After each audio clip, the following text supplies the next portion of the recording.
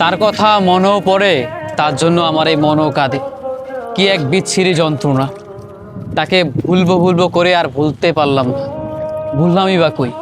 যতবার বলেছি ভুলে যাব, ভুলে গিয়ে নিজেকে ভালোবাসবো, ঠিক ততবার তার চেয়েও বেশি তাকে ভালোবেসে ফেলেছি।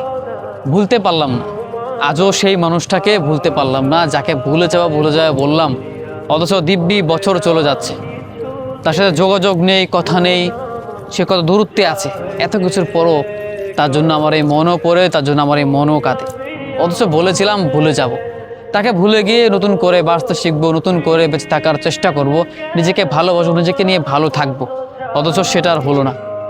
আমাদের জীবনে আসলে যে জিনিসটাকে ভোলার চেষ্টা করি, যে জিনিসটাকে ভুলে যাবো ভাবি, এই জিনিসটাকে ভোলা হয় না। আর এই ভোলা হয় না বলেই আমরা ভালো থাকতে পারি না।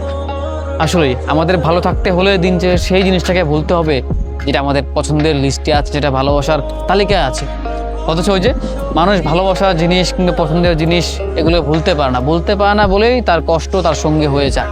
অথচ আমাদের জীবনের খুশি থাকতে গেলে, ভালো থাকতে গেলে আমাদের সর্বপ্রথম যে জিনিসটা দুঃখ দিয়েছে, যে জিনিসটাকে পাবার আশায় আমরা দুঃখ নিয়ে ফিরেছি, সেই জিনিসটাকে ভুলে থাকার চেষ্টা করতে হবে। তবেই আমরা আমাদের জীবনের লক্ষ্যে পৌঁছাতে পারবো, জীবনে ভালো থাকাটা রাখতে পারবো বা ভালো থাকতে পারবো। আসলে ভালো থাকতে গেলে ভুলতে হয়, হোক সেটা সত্যিকার হবে কিংবা মিথ্যাভাবে।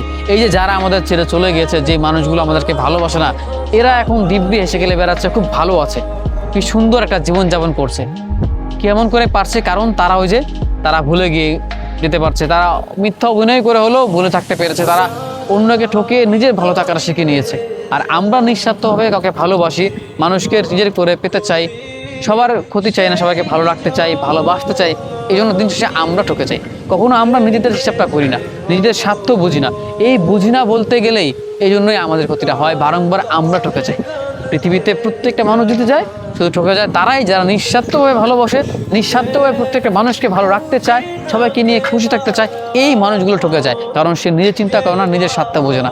আর এই জন্য দিন শেষে ক্ষতিটা তারই হয়।